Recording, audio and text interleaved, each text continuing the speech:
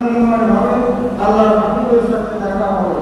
ইযা কানা ইয়াউম সুবহানা ফাসতাবিহু রাব্বাকুম ওয়া কাযা খাবার ফারাদা রাসূলুল্লাহ সাল্লাল্লাহু আলাইহি ওয়াসাল্লাম সাদকাতুল ফিতর রাসূলুল্লাহ সাল্লাল্লাহু আলাইহি ওয়াসাল্লাম আমাদের জন্য সৎকার পেটেকে ওয়াজিব করে ফরজ করে দিয়েছেন।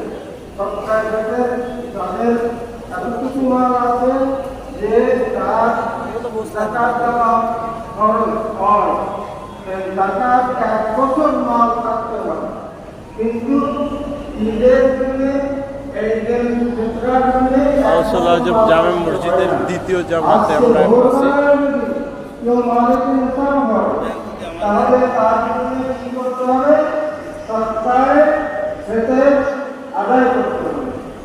সৎকার ফিতর আদায় করতে হবে। আর